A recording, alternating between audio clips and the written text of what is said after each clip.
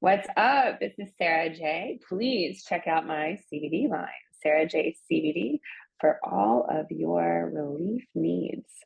Also, for some other relief needs, make sure you check out my adult content and you know exactly where to go to get that. And if you don't, you can check it out at sarajlinks.com. You're watching John the Ninja. Ladies and gentlemen, how you doing? It's John the Ninja live in the dojo, aka the Dojang, aka the John the Ninja Studios. We must thank our representatives for getting this ball rolling because it's been quite a long time trying to get this to go through. The lady I have here is a businesswoman that is followed by Obama herself, and she runs about 3 businesses legally. I would say 4 or 5 realistically, but she's a trailblazer in her field. She's an actress, a business owner, a networker, a writer, a director, and a veteran porn performer. We have an AVN Hall of Famer who is also the owner of Wideside Productions, and she also used to write for Gent Magazine. She's worked with everybody from Jack Slayer to Maggie Green to Karen Fisher, Ava Devine. We're going to get to that later. And she's also worked with the big names in the industry as far as Brazzers, Bang Bros. She started her career over 20 years ago, and let's just be very, very keen to notice that just because she was a stripper doesn't mean she wasn't smart, ladies and gentlemen. No stigmas, no stereotypes, because she was studying to be a psychologist, and she fell into it. But we're here to talk about her Hall of Fame career and how she's lasted over these 20 years. We're here to talk about her CBD line, which has massage oils, bath bombs, and rolling papers. Ladies and gentlemen, I give you the wonderful and magnificent Sara J. Mademoiselle, how are you doing today? Wow, what a fantastic introduction. Thank you so much. I'm wonderful. Mademoiselle, you got your hair looking great. Where you at right now? I know you're doing business and you're traveling and networking. Is it talking to the fans as usual? Yeah, I'm out here in Amsterdam. I'm out here for the XBiz Amsterdam, helping some of our European performers. Before we continue to the business, I do have to ask. You are a big wrestling fan. You grew up watching it with your friend and her dad, and you've been to multiple WrestleManias. I'm a little jealous. I'm not gonna lie. I missed Philly this year. Really, really hurt. Hmm. I wanted to know, you know, who are your favorite wrestlers? What about wrestling still gives you that feeling of enjoyment? Especially considering that you've been able to experience so many things and do so many things. Why do you still hold wrestling so dear? I haven't, I'll be honest, I haven't watched it in a while because my schedule just doesn't really, I don't know what that was. My schedule just doesn't really allow for it. But when I used to watch it, it was, during the heyday of, the Monday Night Wars. And I was really into like Kevin Nash and, um, I always liked some of the technical wrestlers too, like Chris Benoit and Rey Mysterio. And, even like some of the older wrestlers, like, Arn Anderson. But I always thought it was like really cool to mix kind of like entertainment with like storylines and acting and athleticism. And, I kind of still to this day get like really frustrated when people like blanket say like wrestling's not real. I mean, granted, there's like a storyline, but also the athleticism that they have to achieve in order to be on TV is like unreal. Like even if maybe they're not actually falling as hard as they're up here, you have to be quite an athlete to even make it appear like that. So I've always like admired wrestling for that reason because I think it's one of the only industries that combines those elements of like fantasy and reality. That was beautifully spoken. We need to get you on more podcasts for wrestling. But another thing that I thought was very interesting, you are a Lego fanatic. Like you actually do the collections. And I've only had one friend, one person I know who actually has his basement filled with years worth of Legos. It's American history. How did you fall into that? I'm an only child and I've always liked like little projects, whether it's like crafts or, coloring and just like building random things. And when Lego started coming out with like some really cool sets, it kind of like got my attention because I don't have the creativity to just pick up like a random box of Legos and just make something out of my head.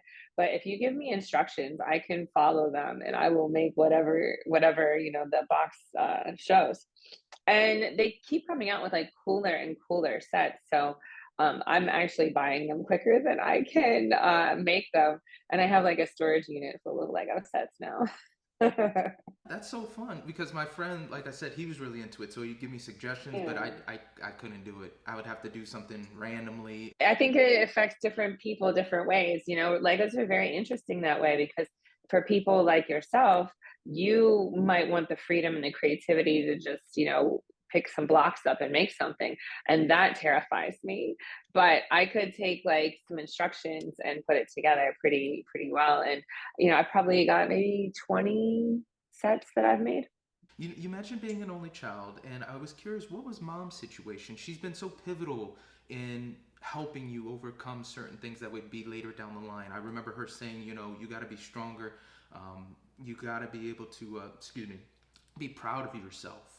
You have to take pride Yeah. in yourself, and that was a big catalyst for helping you when you got on. So, what was mom's story, and when you started expanding, like when you got married, when you started stripping, when you fell into the industry, was she Yeah. still supportive? Was she still happy, or was there a little strife? What was the relationship with mom? My mom and I have always been best friends. Even to this day. Um, she's very supportive of like everything I do. And she always has been. She always says the same thing. As long as you're sweet and kind and nice and you remain the same person, like I'll always support you. And I have. So when I decided to go into adult, it was kind of like a big surprise to my family because I graduated high school early. I got straight A's. I was really studious, but honestly, I didn't have a lot of goals. I went to school for psychology just because I had to pick something, and like I knew that whatever I chose, I would be really good at it because I would work hard.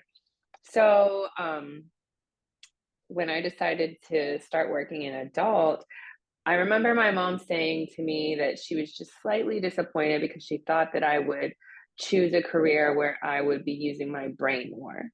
And I looked at her and I was like, don't worry, I am.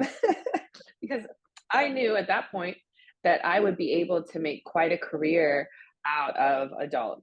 And, they always say, like, if you do something that you love, you never work a day in your life. So here I am. And it's worked out brilliantly. And there's so much of the story we're cutting that you've mentioned in other interviews, like working at 11. You used to hang out with the Yeah. adults. You just Yeah. were ahead of your time, and a big rock Yeah. fan too, my sister. I got you on that. So Yeah. when it comes to certain things, like I just saw the way things worked out with your ex husband, his brother in law. I mean, first Mhm. off, what's he doing that he has to ask you for rides to the porn shop? I mean, I wouldn't be opposed to giving him the ride, but I'm like, bro, like you just got paid. You got some gas, like, or do we? So I've noticed something. A lot of people try and vilify him, and you've been really quick to kind of protect him. Say like, it was just us. We grew apart. Yeah. Things happen. Yeah, a lot of people don't understand why you would get divorced from somebody that you admire and appreciate. And I just simply didn't want to be married. This person that you are at 19 is not the same person that you are at 30. I mean, I think a lot of us are not going to stand behind the decisions that we made at 19. But he taught me a lot and he kind of like ushered me through my 20s as a woman, where my mom's teaching stopped or like lessened maybe, my ex-husband like really filled that void and taught me a lot of things that my mom would have never known about or could have never helped me with. When I think of like my personal family, or I see other people get married young, a lot of it has to do with they wanted somebody or it was circumstantial. Was that the same thing? Was it just like he was Casanova at the time, or was it a little bit more of like, what, he's got something more, like you said, that knowledge that you were lusting for? Yeah, I think that he was just very special human to me, and I didn't want to lose him in my life. I think that's, why I asked him to marry me and why we got together so young. Um, I'd never met anybody like him before. I mean, you're touching my heart. That was beautiful. Where's my girl to ask me to marry her? Now I'm angry. But you saw some. It befuddles me some of the things you stated you saw while stripping. But I also love the idea how you were able to use psychology and try not so much manipulate, because when we get that knowledge, Yeah. we usually tend to use it for the good. But when I think of like how you have to talk to people in my business setting, when you have to deal with them and you Yeah. could see they're hurting, or you're trying to pull a little bit but you still got to get Yeah. something from them. What was a moment that you were able to really utilize what you had learned in class, even in the industry? I can remember being a stripper and thinking like the stuff I studied like yesterday was appropriate to what I'm doing today because a lot of what especially the type of stripper I was, I mean there's definitely different types of strippers regionally, there's the strippers that do all the pole work and all the dancing and they're getting it made rain on them, and then there's the strippers that depending on and it depends on the laws of the area, but then there's the strippers that you talk to, 2 or 3 times a week because you go into the bar that they work at and they sit at the bar with you and they chop it up about your day and, complain about your wife or whatever, your kids or whatever. And it ends up being like a therapy session. And I found that a lot of people just want somebody to talk to. They just want to be comforted. When you made that decision to hop into the industry, back in the day, there was a lot more stigma. There was a lot more danger as far as producers, directors, even the agencies taking advantage of the talent. And your personality always comes off as somebody so genuine. You're easy to talk to. You make people feel comfortable. But people mistake that kindness for weakness at times, and they try and take advantage. You've been very vocal of like, hey, if you feel like you need to say no, say no. When was a Yeah. time you had to, in the industry, really put your foot down and say, hey, this is not what we agreed to. We're not doing this. Well, not even so much like this is not what we agreed to, but like I think setting up your own boundaries is like very important. And that is something that my mom always instilled in me, like that my voice matters and that what I say matters. So, one of the things that I am famous for not doing is anal. I don't do anal, and there's a few other things I don't do too, but that's just one of those things that I don't enjoy. I don't want to do it, and so I don't. And I've never let anybody like pressure me into it or anything else that I didn't want to do. Like if I don't want to do something, I just don't do it. And I think part of that has to do majority of that has to do with my upbringing, but part of it is because I'm an only child. Like I'm spoiled in that kind of way. Like if I didn't want to do something, I just wouldn't do it. You have had friendships that have lasted over 15 years. You take care of your whole party. If you go somewhere, everybody's coming and everyone's getting taken care of. They're fed. Yeah. I wanted to know who were some of those friends, or at least what was a moment they did where they did something to back you up, help you, or even protect you. Maybe they didn't even know that you found out about it, but it cemented that feeling. Because I talked to Isaiah Maxwell, I've talked to friends that aren't even in the industry. We're just talking different political views or whatever, and they've Yeah. lost people that have been with them for so long, and they're like, we didn't even have that conversation. Why, so who are some people that actually stuck it out with you? I've got my Wide Side, which is my production company, and pretty much everybody that works on the team has, done something like that where they have like stuck up for me or protected me in some kind of way. Um, I think as soon as you said that, I think of Willie, who is my security, and he's been my security for like 17 years or so, right? And he's amazing. And the way that we met was um, really fortunate for me. And we clicked, and I knew right away that he would protect me. And even to this day, like, he knows my mom, he knows my dad, like, he's basically like my caretaker, like, kind of like a babysitter, but like an adult babysitter. I don't really need too much babysitting, but like, he's my emergency contact, like, you think about it, my parents are older, they're like 70, and what are they going to do if there's an emergency? You know what I mean? So, yeah, like he's always been there, whether it's, you know, um, keeping people that I don't want around me away from me, or just being some type of buffer or a translator. And I don't mean like linguistically, but like, uh, maybe expressing what I am feeling to someone else in an appropriate way. you know, so yeah, Willie's definitely family. And A lot of a lot of the people that work with me are, but that was like the first person that I thought of. but that goes back to again your personality, how welcoming. It's aside from the work you do. It's more so the person that attracts people to you, and then they protect you or help you. And so that's a Yeah. testament to who you are for someone else to want to do that for you. But we got to talk, Miss Ava Devine. Had conversation with her in the past. We're still trying to get her on, but Oh, great. the two of you have really great friends because you have this sexual energy. What is it about this energy? What is it about this friendship where you guys are so liberated sexually? Because it's slowly coming to America where sexual liberation of thinking, not Yeah. judgmentally, but you guys have always been open about it. So what is it about Yeah. your chemistry?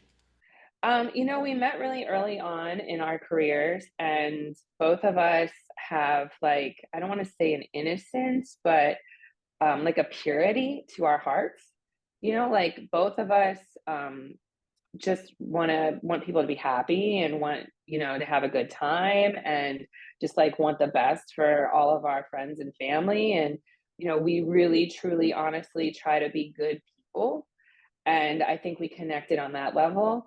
But then, like, what really brought us together was our love for sex. And, we have very, very different backgrounds. And when I met Ava, it kind of made me feel like I had permission to be as sexual as I wanted to be, because it was like I said, it was really early on in my career and early on in her career.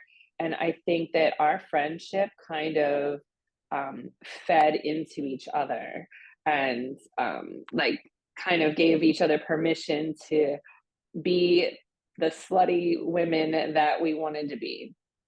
About the same time when you guys came in, you guys were dealing with the tropes because back then everybody that is younger than 30, it was skinny, it was more of a stick thing. You Yeah. guys were thicker, so I think that's another thing you guys had in common. Another person, I don't know if you guys are friends or still friends or were friends like that, but I saw a lot of interviews and a lot of like togethers with you and Gina Michaels. I don't know if you guys are still in contact. I giggle because everybody always puts me and Gianna together, and I get it. Like, we both have really good energy and both really happy, good, nice girls. But we don't really know each other. Like, I know her legal name, and that's kind of it. Like, she's a nice person, and we always had really fun working together. And yeah, people always put us together in like dialogue, but yeah, we've never really hung out. Yeah, that's okay. People just don't expect that, like they think we're all having sleepovers and stuff. And it's like, yeah, I mean, I don't even really know her. I think she's really sweet and really nice. We always had a good time working, but I don't really know her like that. I think it's the assumption because it is a tight knit community. Yeah, kind of. It just like any other community, it kind of like runs in circles, like you have like cliques, and sometimes you don't really get out of your clique. One thing I really love from a moral standpoint is your position on not doing certain porn scenes, and a big one is Yeah. the family. To be as candid and as respectful as possible, you've dealt with a friend that had a incest case Sure. and you also were a stepmom, and you take that very seriously. Yeah, I do. As a matter of fact, my stepson and I, we still have an amazing relationship. He's 31, and he calls me like once a week and just checks on me and makes sure we're good. And I take that your family role is a very serious thing. And as children, we need to protect children, and we need to make sure that they're comforted and that they can trust you and that they know that you're there for them in uh non-sexual way. And as a child growing up, um, I can imagine that with a lot of different information, and even with the porn that's out there, you could get confused, maybe mixed signals if things weren't made clear. And like you mentioned, I do have a friend who had her children had a kid together. And I can't help but think that when we do porn, we have some type of responsibility to society. You know, we are creating images that stay in your mind forever, which is why I'm very intentional with the images that I create. You know, I'm very intentional with the images that I create. So I don't ever want uh, somebody to think that that is okay, because it's not. What other charities do you have on your heart? What other things? Is there a particular charity you could point to somebody to for that? Is there other charities you also try? I know you did the AIDS walk in Atlanta a couple of Yeah. times. I forget what they actually call it. I think it's Walk AIDS. Yeah. You know, most of the charities that I donate to are for children or for animals. um, there's a charity that I donate to regularly called Donors Choose, and it's really cool because you go to the Donors Choose website and you type in your zip code, and it'll come up with requests, specific requests from specific teachers and with a specific dollar amount. So you might type in your zip code and it'll say Mrs. Smith, fourth grade class, needs iPads for her students, right? And this is the approximate cost, and this is how much she's gotten to her goal. And I love that. Not only is it for children, but I also love the fact that you can put in your zip code. So, like, if you live in an affluent area, maybe you put in a like less, you know, a more poverty stricken area zip code and help that area out, because it gives you the option. Donors choose, right? It gives you the option to, you know, like, I might think like, wow, like, I mean, does she really need iPads? But then there's another teacher that needs, you know, headphones for, I remember there was like a lot of electronics, you know, especially during COVID when people had to do school at home, you know. So like there was one teacher I remember that needed headphones for her whole class. And I was like, oh, absolutely, I fully get that, you know, and I bought all the headphones. But I don't think that that particular charity gets enough recognition either. So I like to tell people about it. Yeah, but I love that thinking, and that's the entrepreneur in you, girl. Let's hop on to those types of things. Wideside Productions. You know, you have been doing this at such a rate, you know, to last this long and to have your hand in all these different business ventures, not just within the industry and out of it. You know, now at this point, you do like directing, you do like guiding. How have you been able to cultivate these new talent that you had? Who's someone that you really feel like has really listened to you as far as you taking them aside? Hey, listen, when I was young, do this and that, or this is gonna happen. You know, who's somebody that like you kind of have that, like what you have with your stepson, that daughter. Even Yeah, a little mentor situation.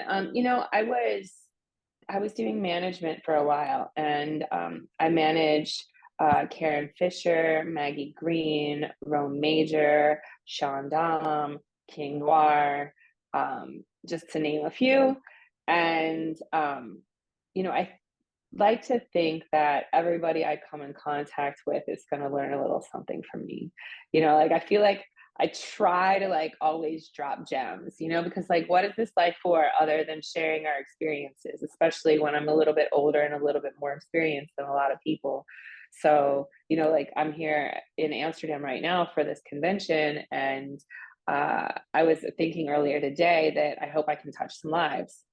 I hope I can make a difference in the, you know, what people are thinking and their actions. And, you know, I would like to think that everybody that comes in contact with me learns like a little something.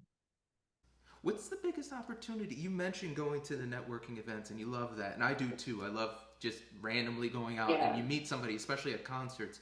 What do you think was the best one you went to, the best convention, as far as not just meeting people but learning and just the overall experience of networking? Yeah, you know, the expo shows are really good. We have several of them. There's one in LA, there's one in Miami, there's the one in Amsterdam. I think they have like one new one. I forget what city it's in. But the expo shows are really good because they bring out a lot more talent. A lot of the other business, I love the business to business conventions. I mean, fans are great, yes, but I love the business to business conventions because I feel like that's like my moment to shine. and to drop off these gems to people, right?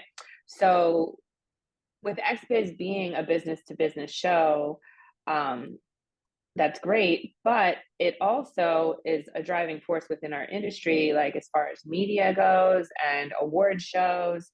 So it brings out a lot of talent. Whereas a lot of the other business to business shows, we have behind the scenes players, things like credit card processors and people that work in IT or in AI or people that are in software development or any number of industries that service our industry. Whereas the XBiz shows, they bring out a lot of talent as well, which is where we can really exchange information peer to peer. And you've been so good at protecting your image and making sure that it's used the way you want. I don't want to get into the nitty gritty, but there was the Brazzers situation that was settled. And it was something I wanted to bring up, but I didn't know how to do it tastefully because at the time of the internet boom, you're Yeah. one of those big names that really was part of bringing Brazzers to where it is now. We're talking the Sienna Wests. Yeah. We're talking Sure. the excuse me, Ava's. I forgot. I'll keep on saying Ava Devine, Ava Lorenz, and Lisa Ann's. You were part of that, and I feel like that whole situation kind of ruined both parties having that opportunity. Who are some other veteran companies that you still have a great relationship with that are very appreciative, that reach out and say, hey, if you need anything, we got you? Naughty America. I work a lot with Naughty America, and I will continue to work with Naughty America. It's fortunate for me that I'm in a position to kind of pick and choose what companies I work for. So there's a lot of companies, big companies, that I don't have relationships with anymore because of my choice, not because of their choice. And yeah, when you start creating content that is like um, off color, as they say, or that's not benefiting us in any kind of way and maybe causing more harm than good, I don't really want to work with those type of companies, and I don't want to be in a situation where a company asks me to do something and it makes me feel uncomfortable and I have to say no. I would rather just not work for that company, because if they're asking me to do something and I say no, they're going to ask that same thing to somebody else and they're going to say yes. So that company is still making those type of scenes and making those poor decisions, and I don't want to be a part of that. But yeah, Naughty America was probably one of the longest standing companies that I've been a part of, that I still work with regularly. Considering the content out there, they've been pretty clean. Again, I know. Yeah, I like that though. Like, I don't feel like it's always necessary to push the envelope just to get clickbait. I think that sexuality is something that is like classic along many timelines over many decades, and that you don't necessarily have to push the envelope. You can just make hot content with like hot looking people. How have you been able to keep yourself grounded? This industry, again, I have talked to rock stars that got porn star stories, and I've talked to porn stars that have rock star stories. Same as wrestling. This is an industry that it gathers and garners a lot of really good-hearted people, but it also attracts the very broken and very crude. This year has been pretty traumatic for pornography as far as the losses and some of the talent we've had. It's nothing new, but I think the public's starting to finally get the shock factor of what you guys are dealing with mentally. How have you been able to center yourself and stay put? Was it always a group that you, like you said, you and your mom just call mom and like, hey, I need to talk? Or was there certain things, including exercise, that you were able to keep yourself grounded? Yeah, all those things, absolutely. You know, between like my mom and my stepdad just having like a really strong like family structure, and also I think it's the way that I was raised. I'm not an opportunistic person. Like, I make genuine friendships with genuine people. And because of that, all of those genuine friendships, they help keep you grounded, because you're friends with people for real reasons and not because of what they can do for you or like where they can get you in life. So all that kind of stuff keeps me grounded. Um, I think just doing normal shit and like not being afraid to just be normal and regular. And when I say normal, I mean like the things that you would normally want to do, not just because you're a famous star, like, but I go for walks and I like to work out a lot. I literally just left the gym. I work out a lot and I have a dog. Picking up dog poop will humble you, that's for sure. Like just different things that I try to just live like a regular life. And to the point where when people recognize me, which is like every 5 minutes, I'm constantly surprised. Like I'm like, oh yeah, me, right? Okay, yeah, hi. I was walking down the street and people say my name, and yeah, I'm always like, yeah, that's me. Uh-huh. Like surprised, but also like it's not really a big deal either. I'm very nonchalant about it. Like, yeah, I'm Sara Jay the porn star. You saw me doing my thing this morning when you were doing your thing. Yep, that's what I do. It's not really a big deal to me. Also just keeping like an element of reality, like what are we all doing here anyway? Like what is this life for? Like what is the purpose of everything that we're doing? Well, I personally feel like my purpose is to be happy and make other people happy, or at least try to bring them happiness. And yeah, I think that's pretty basic, but that kind of stuff just humbles you when you think about it that way. Um, my intentions for getting in the industry wasn't to become rich and famous. I always had like some really just regular, humble intentions. I just wanted to have sex and have fun and, pay my bills. And here I am, I'm doing all those things and more. And I'm very like thankful and fortunate. I wake up every day with gratitude that, I'm able to live this life that I created, and that um, I'm at 40, I'll be 47 this year, and at 47, I'm still doing it. So I'm very thankful and I'm full of gratitude all the time. Again, something that has to be mentioned, especially not to make it racially. I know how things are, but the black community does have a lot of love for you. And it's not just like, oh, because she was a thick girl. Like, you've constantly done things that have proven, like, hey, I don't agree with this. This looks bad for the community. We're supposed to be inclusive. We're supposed to be for every. Your interview with Angela E was pretty funny. I'm not gonna lie. I've been surrounded by women my whole life, but that was conversation. I was like, so that's what y'all say when I'm not around. Interesting, because I'm usually the only guy, so it's really like this. Okay. But Yeah. I feel like you also become villainized. It's one of those things where you're so good or you're so great, people are just gonna hate. And I don't know if you wanted to address the Ricky Williams situation, but I feel like as a professional that has dealt in media, I understand where he's coming from, but I feel like he was really wrong for how he approached it and what he was saying afterwards. I could see the ignorance in him, and I'm like, bro, I'd stop talking right now. You never addressed it publicly that I could find. And I thought it was more of an Eminem situation, like, well, if I address it, that makes him look better. But I wanted to know if that was intentional or if it was just another thing that kind of rolled off the back when he did that and had that video release. I don't even know Ricky Williams situation. Like, That's even better.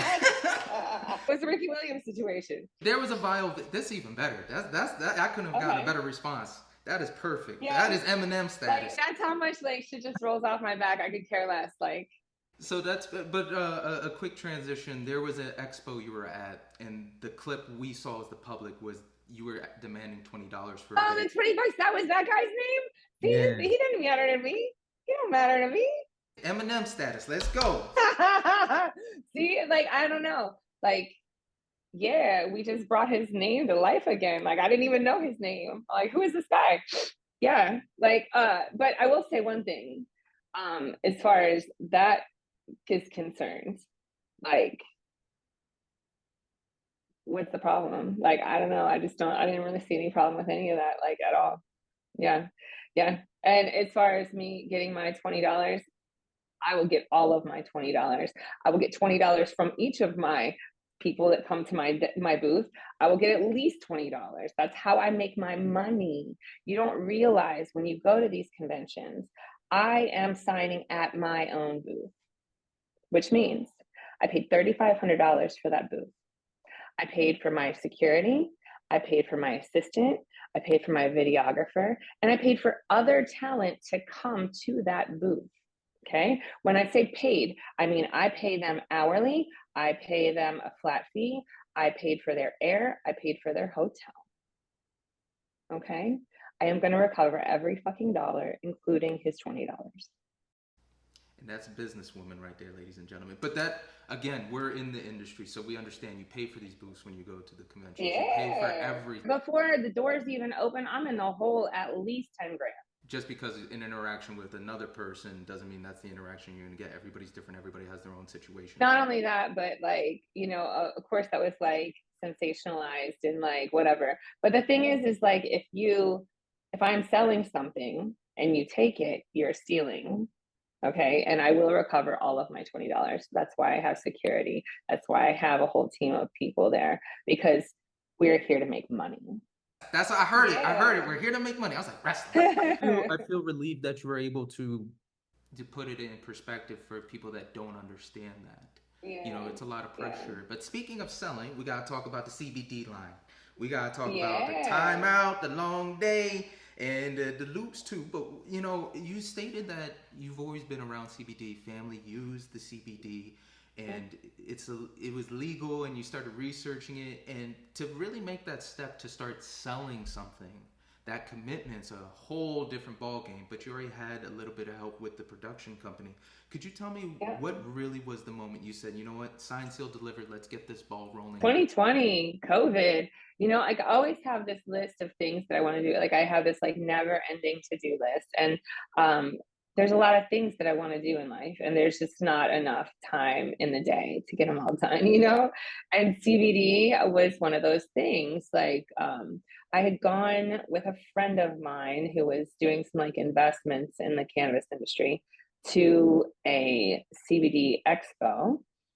And I got the idea there. Yeah, they had different companies offering different products and stuff. And I was like, yeah, I felt like it was a good product to like cross market between my adult, fans, because adult fans hurt and they can't sleep, and they're going through all the same things that I'm going through as an adult, which is like my knees hurt.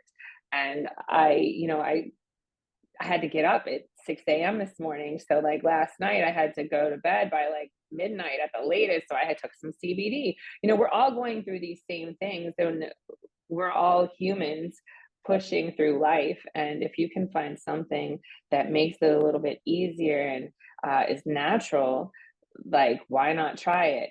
Not to mention the fact that like I've always been an advocate for cannabis. And now that a lot of the stigma behind the legalities of it have kind of like fallen by the wayside, I want to really educate people and kind of like push this as a plant medicine, because that's what it is. And I love the fact that we've done so much research now that we were able to pull all these chemical compounds and the terpenes apart and figure out what each one of them does. And then we can start using those medicinally for things specifically. And, I get a lot of stoners that are like, why don't you just smoke some weed? Well, not everybody wants to get high, man. It's not always a good time to get high either. Like sometimes, even though, I might smoke weed, I don't want to maybe be high all the time. Is what it is. What is your favorite product out of those? Because, it's one thing, everybody loves bath bombs, and I don't get it. I don't get the bath bombs, but I definitely understand the massage oils and everything else as far as CBD. Because again, family have pain. Let me put you onto the bath bomb though. Like you cannot shit on the bath bomb, because the bath bomb is the strongest product we have. If you've got multiple places on your body that hurt, let's say you've been working out really hard and your traps hurt, your knees hurt, your hips hurt, your whole body hurts, right? 100 milligrams of CBD all at one time soaking into your baths already feel nice, but then you put 100 milligrams of CBD all in, and it gets to all the points that hurt at the same time without having to apply it yourself or have to have somebody give you a massage. I think the bath bomb is like highly underrated. It's very cheap, and then it's also the strongest product we have. but that's not my favorite because I don't even have a bathtub. Like I have to rent a bathtub or go to a hotel or something when I use the bath. When I know I'm going to have a nice bathtub, I'll bring a bath bomb. But my favorite is our award-winning pain relief roll-on. I carry it with me all the time, and it smells like peppermint, so it's like a pleasant smell. It's not like a Bengay or like icy hot, you know. It's like a peppermint oil, and it's small. You can carry it in your pocket. And yeah, I used it last night actually before I went to bed. Like I've been riding around in planes a lot, and when I do that sitting up, I end up with really sore traps. And yeah, so I put it on before I went to bed and gave myself a little squeeze and lay down. And guys, there's also eucalyptus. They also got lavender. Something that really took me back was, when I was doing the research, I saw how incredibly cheap the products were compared to everything else. Like I kind of just worked with the manufacturer on like what numbers we needed to hit in order to get the product to like a reasonable cost. It was important to me to like make a profit, but also like not rape people. What's probably like the best fan reaction to it? Like how the fans responding. You get somebody who's like, "Oh, this is great. You got the award," but it's more of like somebody really like, "Oh my God, this really saved my back." Okay, so I have a review from someone who's got stage 4 cancer, and they've been going through chemotherapy. And chemotherapy causes neuropathy, which is when your nerve endings kind of like die off, and it can be either numb or it can be painful. And so they've gotten neuropathy in their fingertips. And by using the pain relief roll on, it's relieving that pain and that sensation that they're having. And yeah, they buy like 3 or 4 at a time because it's the only thing that causes any relief. And when you see something like that, to know you're helping in that way, just doing what you love, you got 2 awards that I wanted to highlight. You have the AVN Hall of Fame award, and then you have a fan-made award that a fan made you, and both are gratifying. One is the cream of the crop, everybody in the industry saying you've contributed, and then here's somebody that it's that one-on-one. Which one do you think, Matt, like on a grand scale of personally, which one meant a little bit more to you getting it at the time? I think the fan award did, like that, because that's coming from the people, like the Hall of Fame. I appreciate that. I deserve that. And, I'm thankful for it. But the thing is that I've been in the industry 24 years. Yeah, I should be in the Hall of Fame. Like, it's kind of a no-brainer, no? Like, I think I got the Hall of Fame in 2017. And yeah, I've contributed to the industry. I should have a Hall of Fame. Like, I don't know. Like I said, I'm thankful for it, but maybe it's one of those things where I'm like, I was supposed to get that. But the ones that come from the fans is special because they could pick anybody, So I always end these with the most important question.